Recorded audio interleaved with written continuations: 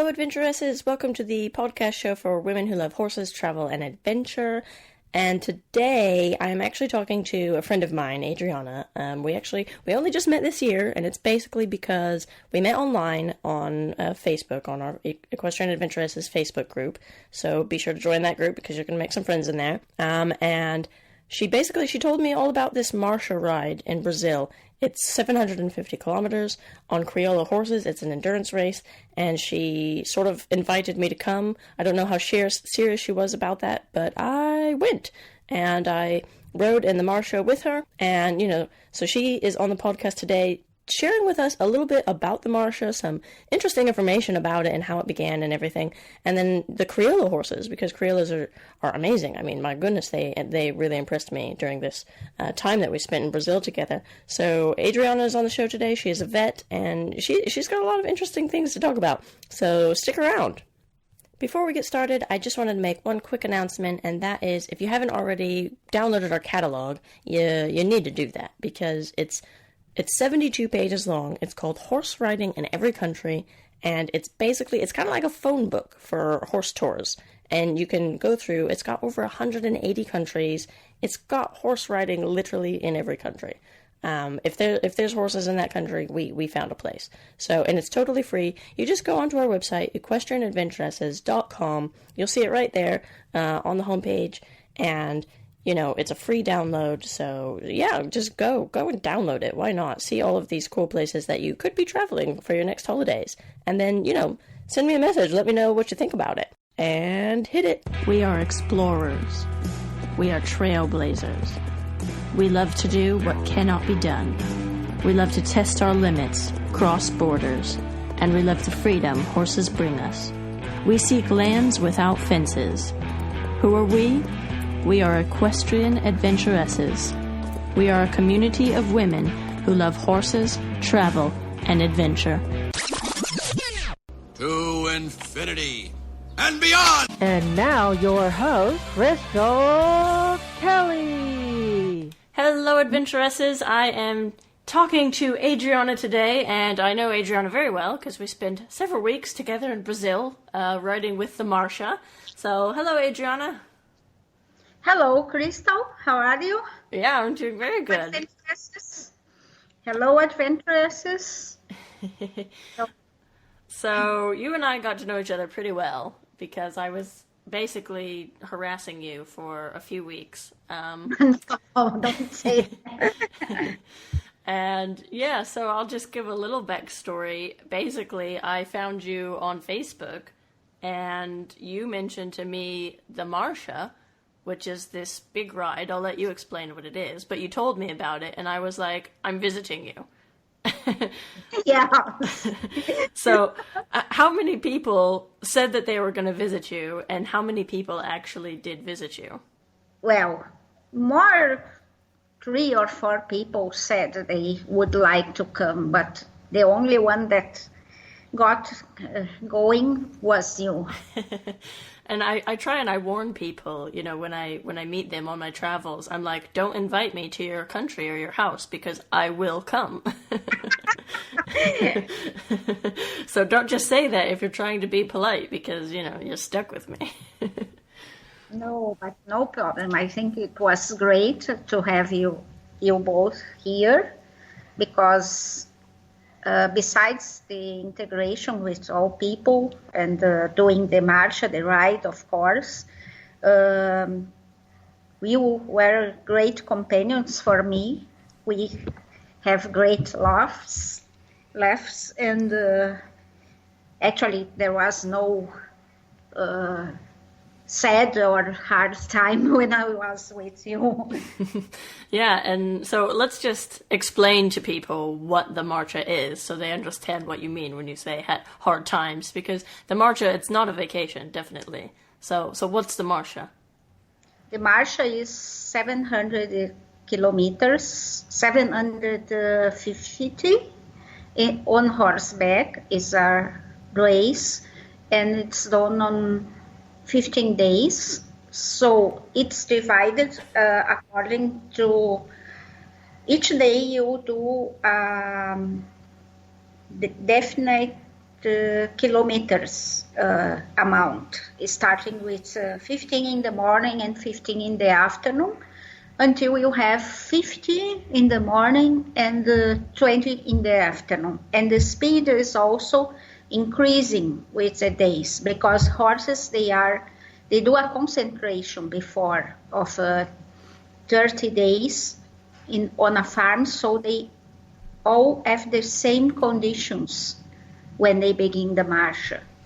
And I found that really interesting, when I came to Brazil, and, you had told me about this 750-kilometer endurance race on Criollo horses, and then you told me that they rest, like you said, this concentration period before the ride. And that's to sort of get them all in the same condition, so that the winning horse, it's more about the genetics, right?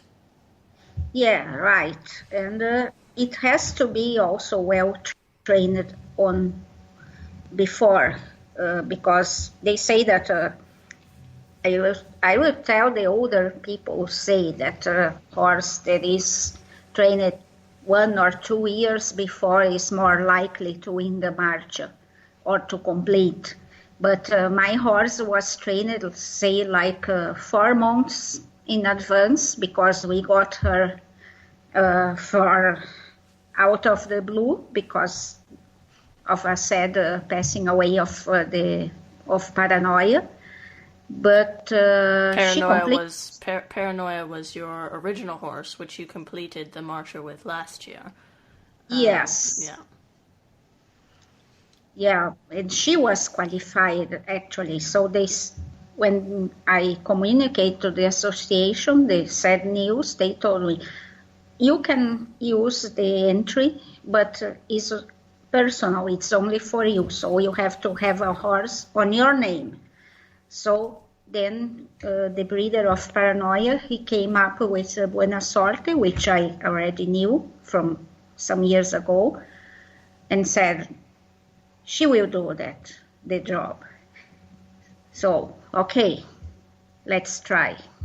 So we gave a try, and she completed among the first 10. Yeah, yes, she did. And Buena Sorte, she did a very good job.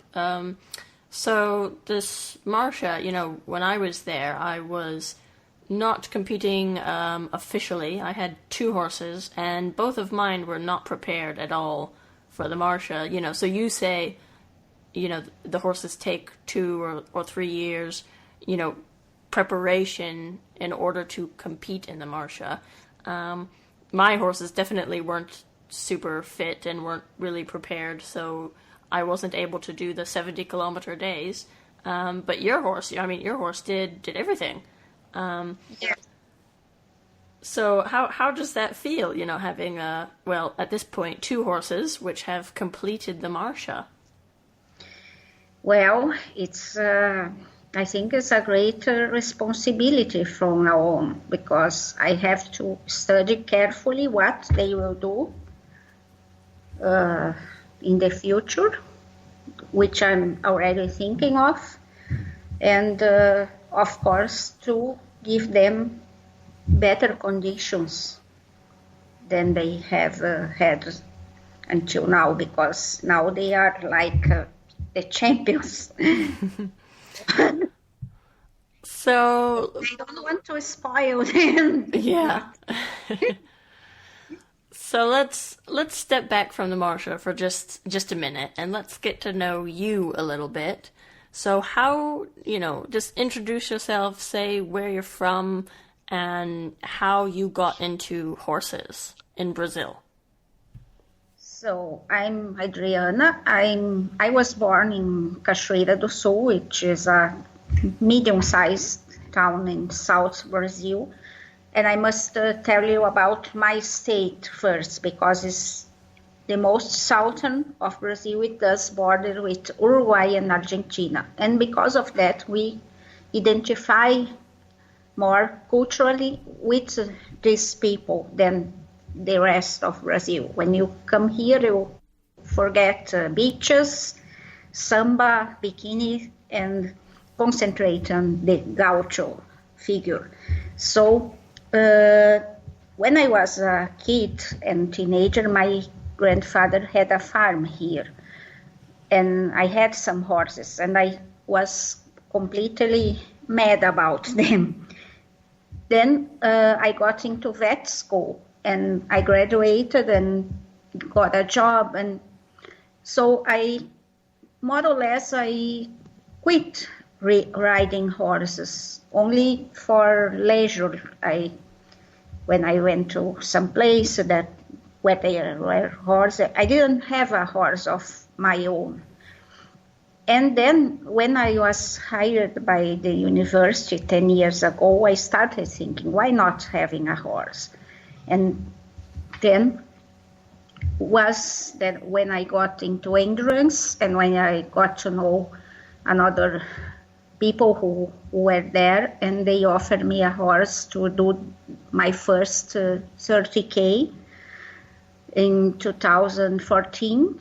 And then I did a couple of them, then 50s, 60s, and then in the 1 year ago, when I had was paranoia, and we were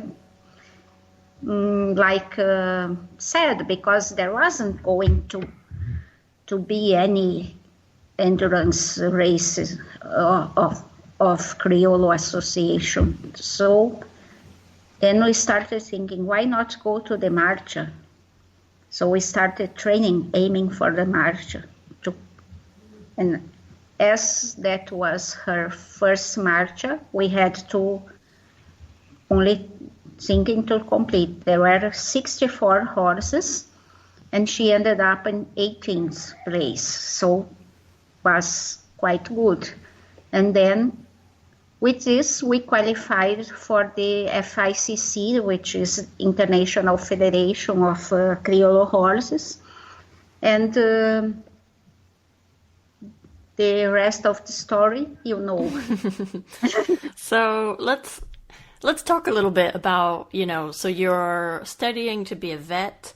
You're a lady living in this gaucho territory, this gaucho area of Brazil. How common was it for ladies to be vets or to go and compete in these endurance races? When I graduated in vet school, there were only a few women that studied vet. I was on a class of 50 people, and only 9 were women. Wow. And yeah. So, but nowadays in Brazilian vet schools, the majority of people are women. Perfect. I think it is the same in the whole world. And most of them, I won't say most, but many of them, they like horses. So when I began and I wanted to work with horses and reproduction, it was sort of a sexist thing, because they say, you are, and besides I'm very short, so how can, they said things like, how do you want to work with thoroughbreds? How we will palpate a thoroughbred mare or collect semen from a warm blood or so. So, but I did these things, and was no big deal for me. And I had to try hard to prove myself on the market. But then I got into graduate school where I completed my PhD. So I was able to qualify to teach on another university, which I did. And so I've been teaching for 10 years now. And I say the market of vet has evolved, but in endurance races, let's say most of Criollo competitions, they are dominated by men. I saw this today. They have a competition for very young horses where they try.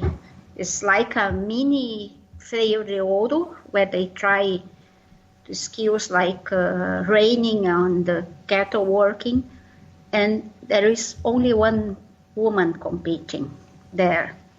And so in the Marcha, from the beginnings of the Marcha, I think only 4 women did here. But in Uruguay, it's more common to see women doing the Marcha. And that was, when I came to Brazil to do the Marcha, I'm very lucky because of you, got to meet some of these cool ladies. I met some riders living in Uruguay. I met, the girl who we have an article on our website now. She's the first lady to win the Marcha in Brazil. So things are starting to happen. But even, when I was there with you, you were the only competing lady. And I was quite surprised because the gauchos weren't weird, about having a lady there. They were all so friendly and they were all so welcoming. So what's your point of view, as a local Brazilian lady riding in the Marcha? Well, my view is that most of people that are involved, I don't see that in another breeds and another disciplines. In quarter horse, for example, there is a huge participation of ladies, especially in barrel racing.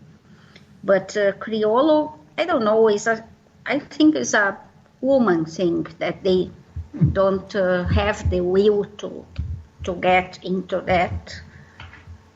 But I don't know what exactly.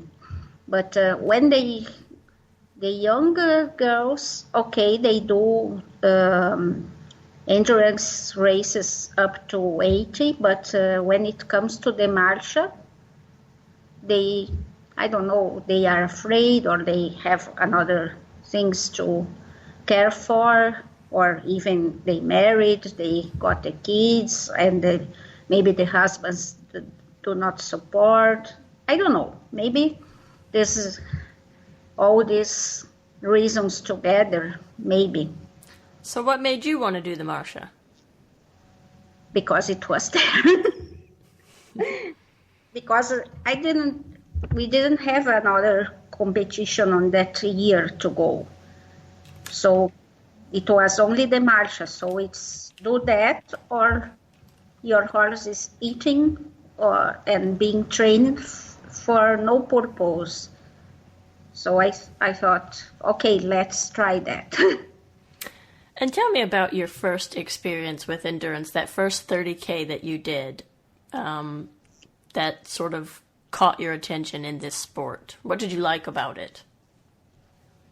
Because the people were friendly. It was a good environment. I liked the horses that were there. The horse I rode, later she was sold to a guy that did roping, so she had a cow, sort of a cow things. But I think I finished in 7th place, I recall, and was not bad, but I didn't have a notion of pace, of speed that I should do. I just let it go with the others and see if I was going to finish. But when later I decided I will follow that because I don't like much another kinds of competitions that have to deal with cattle, because you have to have also special ability to that. So I like that because it's only going forward.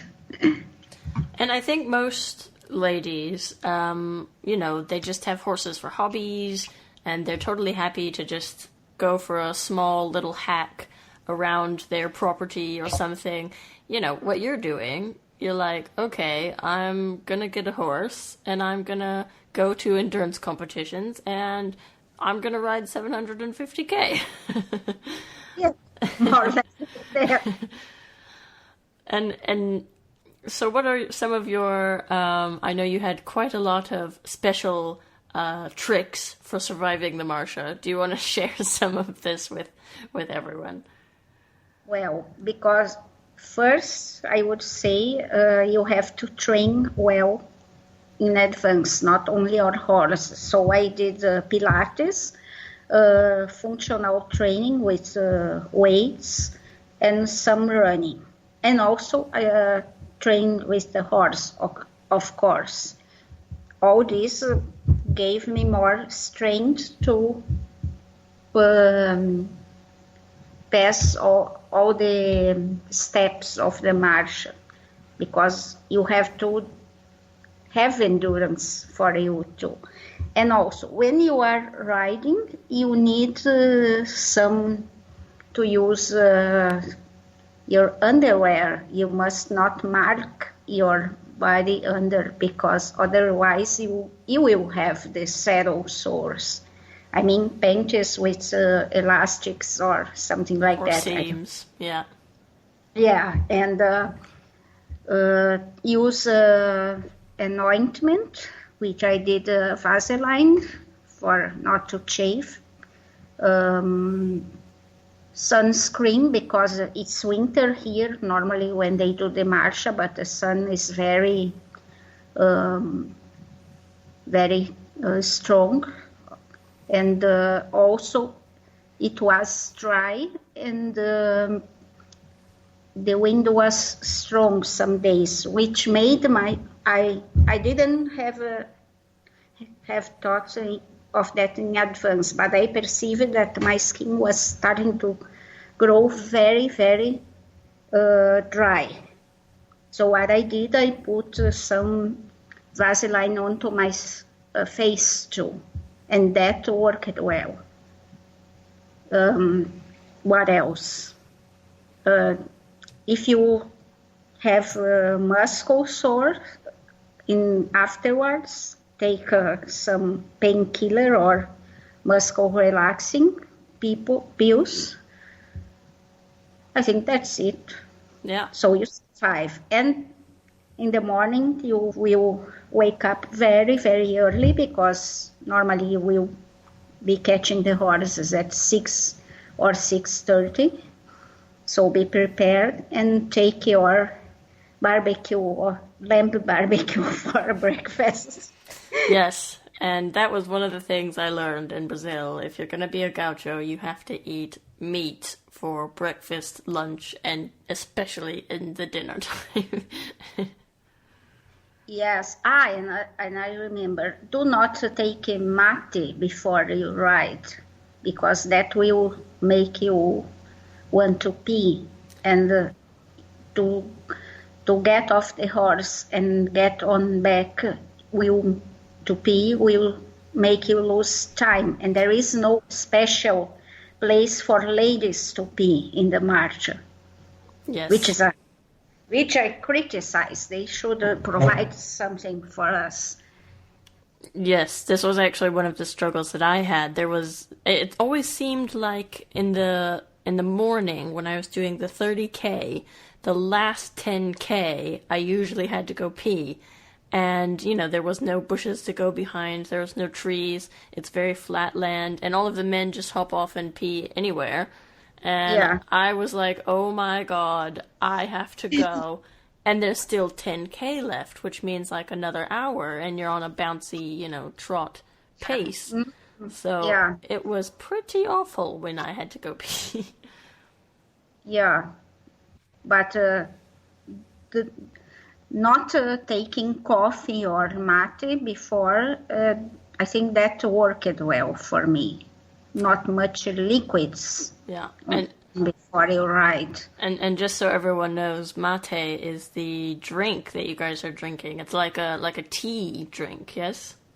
Yes, it's a typical gaucho drink, and we drink that hot, because it's a tree that grows only in South America and is used to drink with warm water, or in Paraguay they drink it cold too. But it has a lot of diuretic, I would say, effect. So you have to be prepared for one if you drink mate.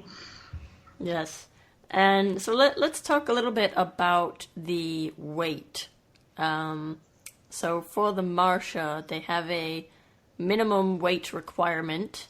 And I know for you as a lady, that was a little bit of a struggle. Do you want to talk about that a little bit? Yes, the minimum weight is 95 kilos, which I think is heavy for a horse of the size of Criollos, which normally they can weigh about 400 kilos, and they are not too big. But anyway, it's the reglement, and you have to observe because there is weighting after each leg. And this 95 kilos includes the rider's weight, but also the saddle and the bridle. So they're standing on a scale with all of it. Standing on the scale with all your equipment, which means even bridle and, of course, your clothes too. But mine equipment, I put some lead weights on it, but there was a time when I had to give up the riding to my trainer because it was beginning to have a saddle sore, as some other horses I observed they had. But then with his equipment, he didn't, at least didn't make it.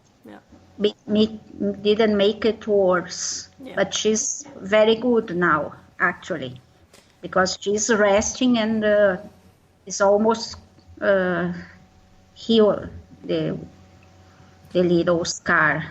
Yeah, so you had to get a special saddle which weighed more, and you had to put lead weights in your saddle pad, right? Yeah, another saddle pad which. Actually, I think this extra saddle pad didn't work well. But, when you are inside the competition, it's hard to say, hey, let's test this other one. So I will have to search for another, because some people from Uruguay, they said that they have a good ideas that we were talking about, discussing, and they came up with another ideas. So we will try to find that too next year. And what about the Criollo horse? I know that you've been doing endurance on Criollos. I know most people, when they think about endurance, they think about Arabian horses. So what is so special about the Criollo horse? Well, Criollo is the South American breed and is a generic denomination because these horses have their origin of Spanish and Portuguese horses that were brought by the conquerors to South America. And when there were wars and, for example, South Brazil belonged to Spain first, then it was given to Portugal and vice versa. So in these wars, the horses went loose and they became like feral. They run even to Patagonia and Chile, and so they were roaming free in South America for over 400 years. And there was actually in the beginning of the 19th century a rescue of the real Criollo breed because most farmers, they didn't want to have the Criollo as you know it as horses. They wanted to cross with thoroughbreds or Arabians to have more beautiful horses. But then one farmer of Argentina, he decided to go to Patagonia and to buy some mares from Indian chief there. And from these mares and stallions comes the Criollo breed that we have now. So he did a very nice selection work.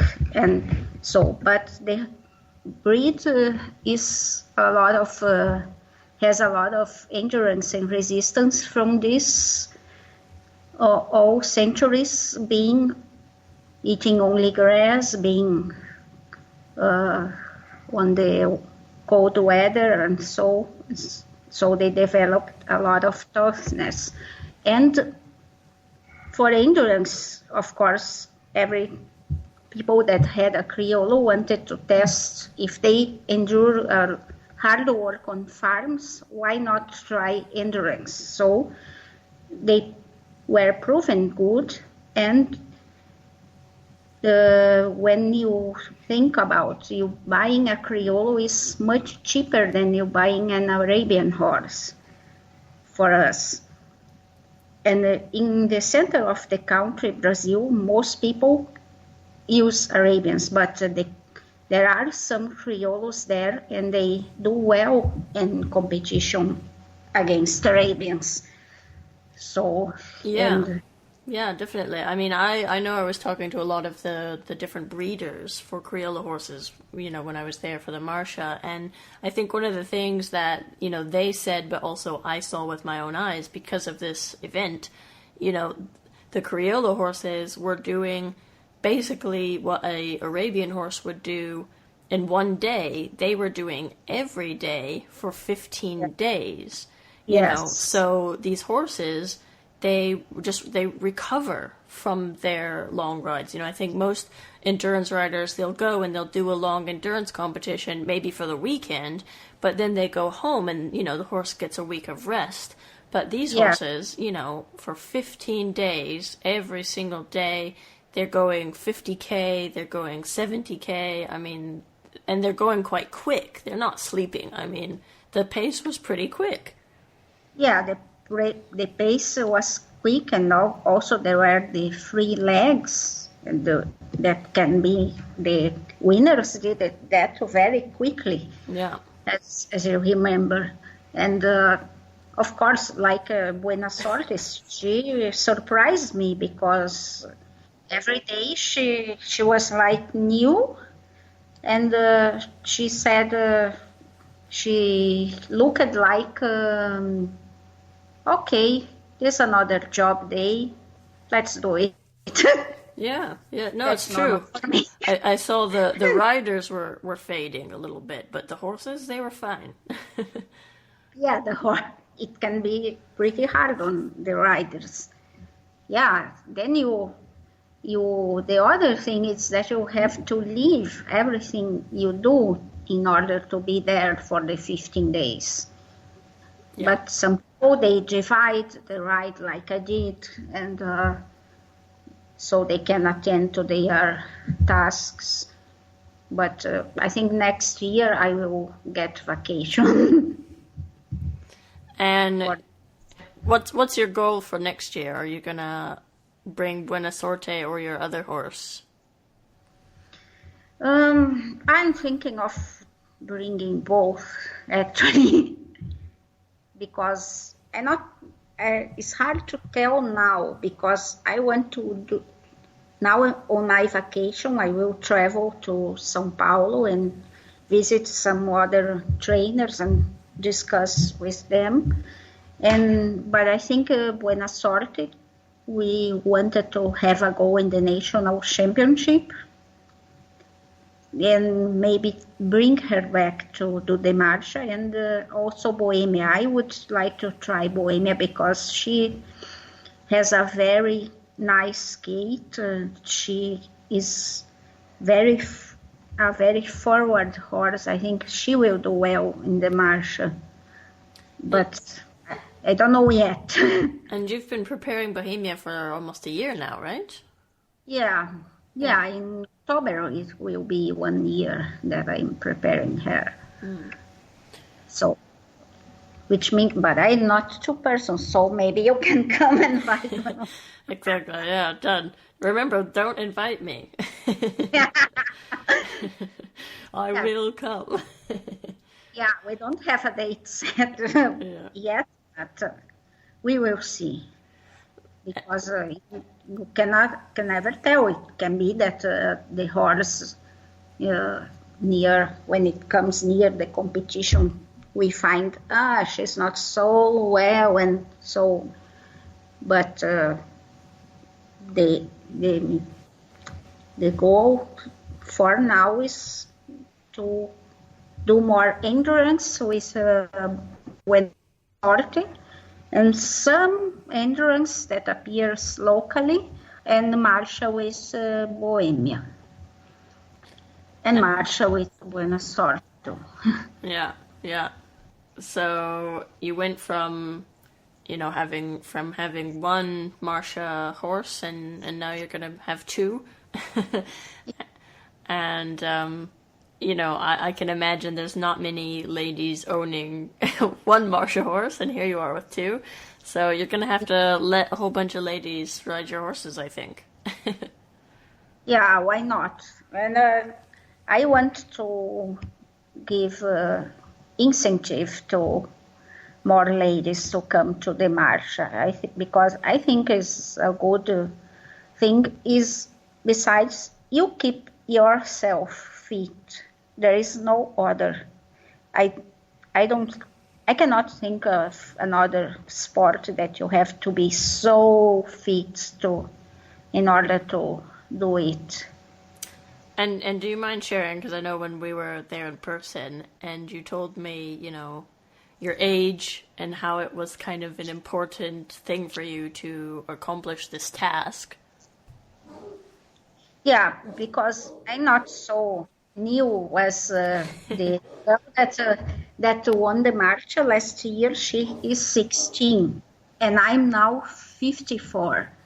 But I feel, because of all the training that I've been doing, I feel more fit than some years ago. So that I think is important, not to sit on a couch and watch TV and let the years pass without you. So when I worked full-time as a vet, seeing farms, I only got to see the horse from two perspectives, from down to up, and from behind when I was palpating mares. So now I want to be on their back, looking to them from above. I want to ride more and more. Yeah, and 2014, your first endurance ride, that wasn't that long ago. No, because I did rides for leisure, and when I went to a farm or when I traveled to some place where there were horses. For example, when I was in Brazil in the mountains, there were some horse some farm that rented horses, and we did a ride. So, but nothing like now. And I can say that in the advance of days of the Marcha, people said that to me, and I said, "Oh, that is bullshit." That the fourth day is the limit. That from that day on, you will be better. You will feel no more pain, but I can say now it's true, because the fifth day that I rode was the day that I felt better. Yeah, I had a similar experience, actually. I think the first 3 days I was in agony, and then on day 4, I think I got a little bit like stomach sickness or something. But then I remember thinking, well, my stomach is a little bit sick, but actually my muscles aren't aching anymore, and I actually feel fine. So yeah, after day 4 and on day 5, I was like, all right, this is fine. I can do this. Yeah, and maybe the horses feel the same effect, but they cannot take pills as we do. Exactly. Yeah, exactly. And they keep cruising along. I mean, all of the horses were all very happy. I know that there was 25 riders that started, and there was, I think, 6 or 7, which ended up scratching. They withdrew their horses because they didn't want to risk, injuries or something like that. But that means that, a big percentage of them did actually finish. Yeah. And from, a vet's perspective, because you are a vet, and obviously they have vets there inspecting the horses and checking them every day. I mean, it is a proper endurance competition. But, as a vet, what do you think about this competition and how the horses are coping? Well, when I wasn't involved in endurance or something, I felt that these people were crazy of putting the horse in this situation. But when you are there riding and you know everything you know as a vet, and you see people from the vet commission doing their task, you begin to understand what the horses are capable of. So they are apt to it. They are prepared. So they must do that. And if the horse is a natural thing, it is not a horse that is on butte, that has a painkiller and will gallop and break a leg because it's not feeling the pain. The horses cannot take any medicine in the Marcha, and that I think is good, because if the horse is lame, it will show, and then you can pull the horse out of competition, because there's nothing masking like in racing in America, for example. And I know I was speaking with one of the vets, and they were explaining, sort of what you are now, about how because most of the people competing, the reason they're competing in the Marcha is because they sort of want bragging rights for their mares so that they can go and breed them and make baby Criollo horses. And so most of the riders, they don't want to risk their mares getting injuries or, having issues, because they need these mares to kind of show the world how great their breeding mares are, and they're not going to be able to do that with a lame horse.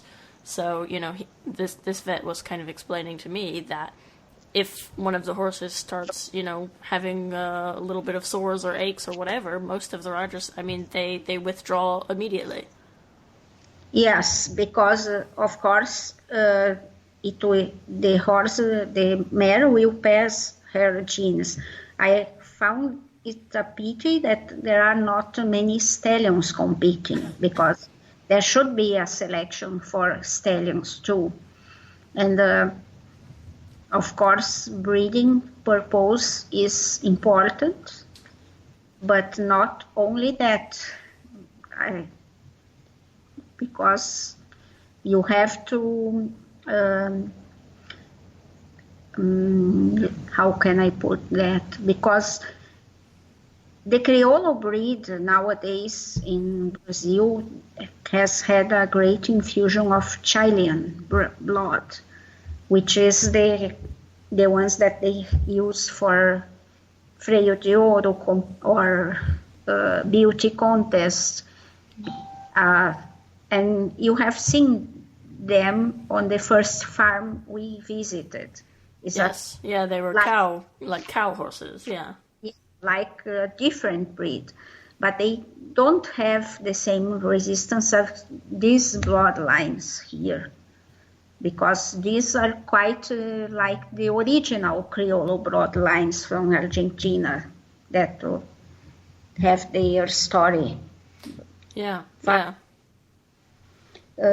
So I think it's good for the breed to have this breeding stock, because if they keep breeding only Chilean blood, one day they will lose their resistance and they will have to come and pick the original blood to give that to the cattle horses. Yeah, no, you have a good point. I mean, the endurance bloodline of the Criollos, like you said, I did notice that they were, I mean, there was some stocky, chunky mares, but there was also a lot of very lean, athletic-looking Criollo horses, which looked a little bit like Arabians in the sense that they were just a little bit more refined.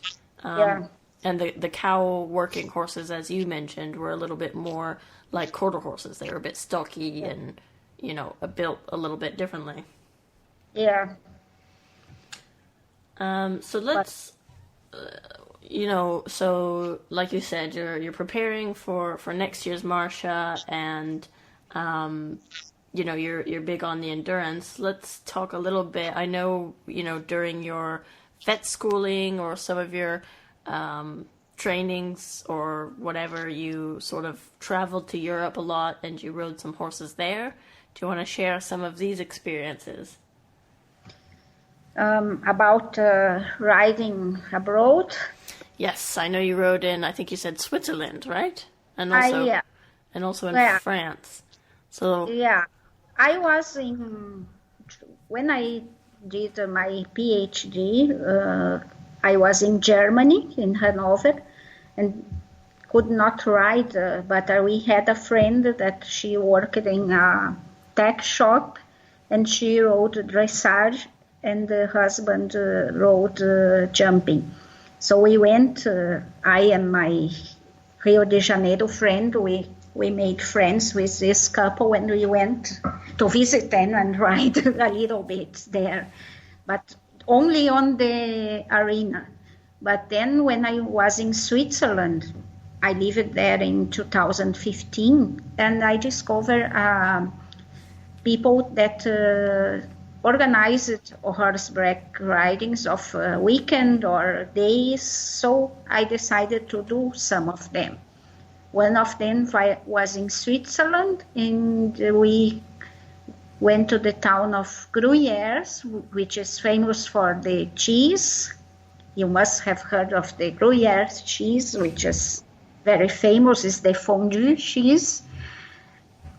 And it's a very beautiful place. Imagine riding in Switzerland with mountain landscape and so. And the horses were the only still remaining breed of Switzerland, the Freiberger. Freiberger means in German free mountain. Is a horse developed for mounting. He's a good climber, I can tell you, because we went to places where I said, the horses want to go up there, no way. So I use it to flat land, and the owner of the horses told us they will hold on to the saddle and let go. And so when you close your eyes and when you see you are in the top of the mountain.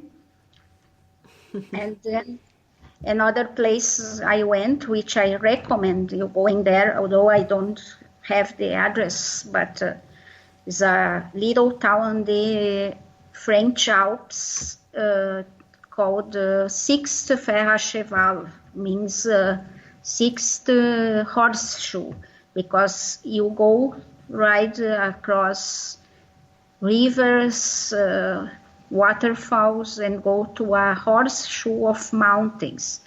And snow mountains with waterfalls that look like the landscapes of the Lord of the Rings.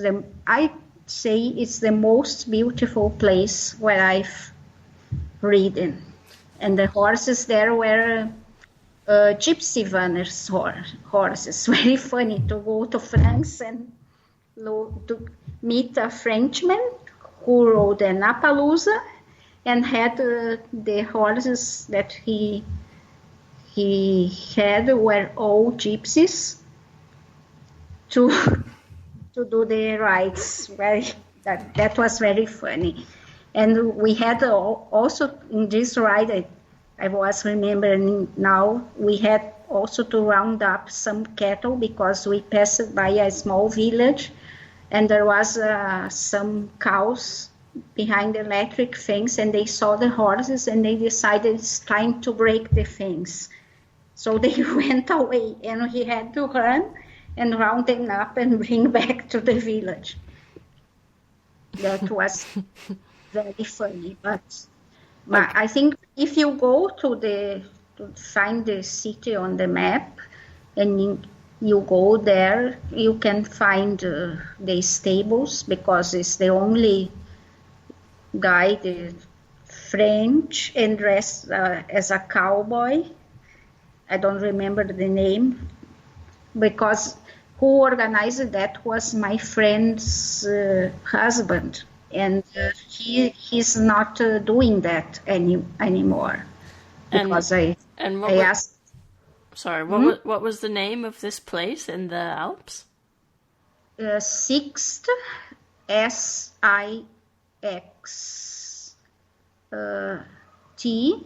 like the firma of rental cars, Sixth, and fer à cheval. Fer à cheval is a French word for horseshoe. Okay, so it's the Horseshoe Mountains. Yes, because it's a big lawn with a string and surrounded by this mountain horseshoe. Wow, sounds like a fairy tale. Yes, no, it was amazing, because you were riding and it almost didn't want to gallop, because each step you had something to look at and wonder what wonderful place that, and take pictures. And well, I actually have pictures on my Facebook. I have still the pictures. Okay, and so everybody wants to make small movies, and so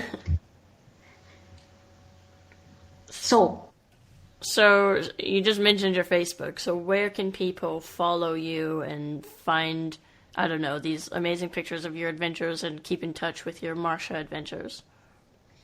Well, you can find my name as Adriana Pires Neves on Facebook. I have also a profile for my endurance team, a small team, but we want more to call more people, especially the girls, to do that. Paranoia team, and it's you'll see the figure of the logo is red with blue letters, and we are on Instagram too. On Instagram, I have the same nick. My private is Adriana Schnee. Schnee means my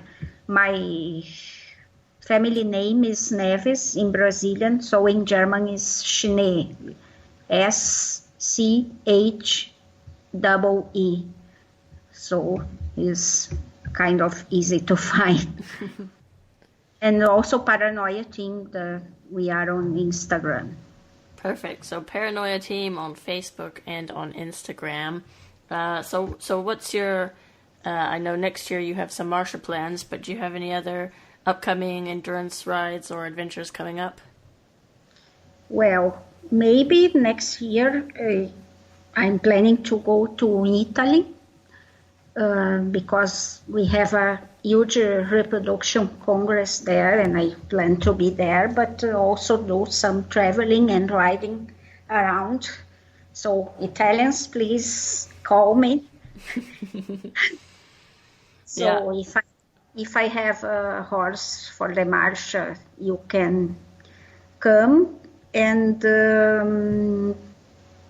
other endurance riders, maybe if Buena Sorte goes to São Paulo, there they have 8 competitions along the year, so we can pick what we want to do and come down here to the Marcha and go back to São Paulo and complete a championship, maybe, if she proves good, which I think she will do good in endurance too. Because I think a horse that completed the Marcha can do good in any distance in endurance. Definitely. yeah, we will see. And with Bohemia, we will see what comes up, if she stays here or if she goes to São Paulo to go with her sister, not sister, I can say, because they live together. They are very attached to one another.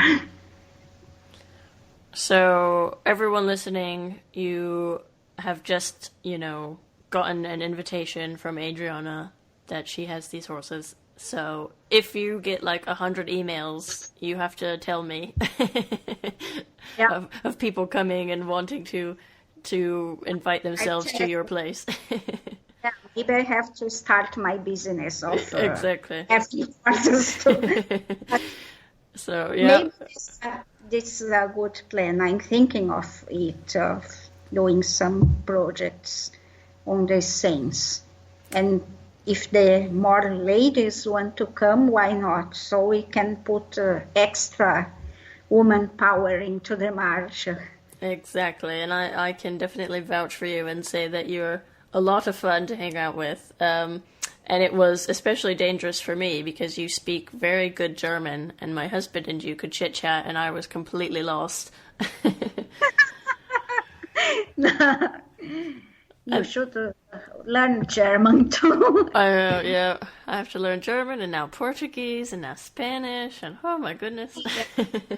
Yeah, and maybe we go to the Marcha in Uruguay too next year. Exactly, yeah, we have some plans, don't we? Yeah, but we will see. It depends on the dates. For me, with my job, sometimes difficult, but I would like very much to go to this Uruguayan Marcha because of the location too. Yeah, and so the Marcha in Uruguay next year, just so everyone knows, is actually the 50th anniversary, I'm told, so it's going to be a huge competition. And so I definitely have to go to Uruguay and check it out. I mean, I'm addicted now after this first Marcha with you. I'm like, okay, I need to come back, and this time with a horse that I can actually compete with, because it was just too much fun. Yeah, and if you are competing, you will enjoy a lot more. And maybe in the years to come, I will go to Mongolia to do one of the races there. Not the Mongol Derby, because I don't like the idea of grabbing some wild horse to do 40 kilometers and then another one. But maybe the other ones. Maybe there is some big 5 of the races around the world. Yeah. Yeah, you've done the Marcha, so now you have to conquer some of these other small, puny rides. Oh, yeah.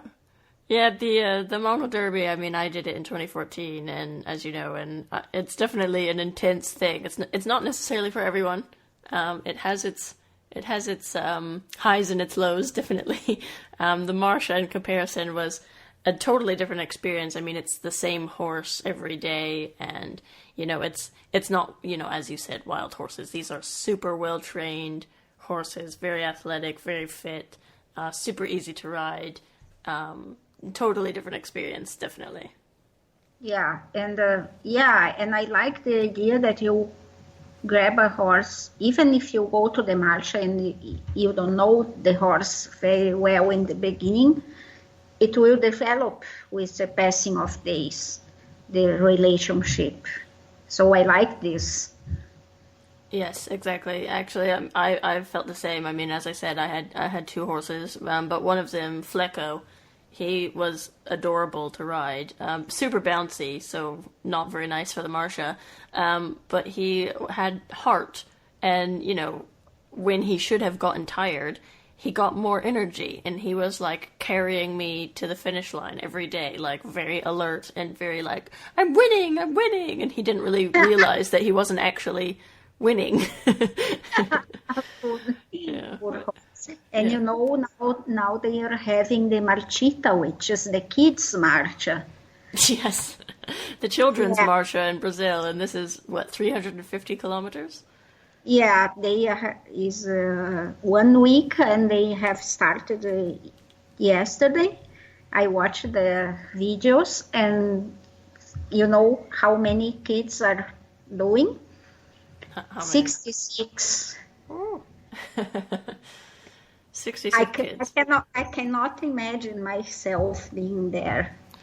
And how Imagine old? to control 66 children. How old are these kids, roughly? From up to 16 years old. But I think most of them is under 12. Yeah. So what do you think the youngest kid is? The youngest is Rafaela's son, which is 2-year-old, but he's doing on horseback with the mother. Oh my goodness. Okay, so our kids in these in England and America and stuff, they better get busy. Yeah. They have some competition. Yeah. It's a very good project. So the children learn how to take care of the horse and learn to compete, to be in groups. But when they are not, yesterday one of the girls of the vet commission, she wanted to play football with the kids, and she got a sore ankle. Oh my goodness. Little kitty Marchita, 350K. Yes. I feel like such a wimp. Okay, so I hate to have to wrap things up because I was hanging out with you for 3 weeks, so this tiny little podcast just doesn't cover it. But I really thank you for coming on and sharing your story and your adventures and all this information with everyone. Oh, nothing to thank. It's a pleasure for me to do that and to be in the Equestrian Adventuresses podcast with you. And you can call me anytime to share my stories. And invite myself over again. Of course. You have been listening to the Equestrian Adventuresses podcast. Please subscribe to our channel and check out our website, equestrianadventuresses.com, for links to the show notes. Leave us a review and consider becoming a premium member for bonus episodes and footage. More information can be found on our website. Until next time, Adventuresses, happy trails.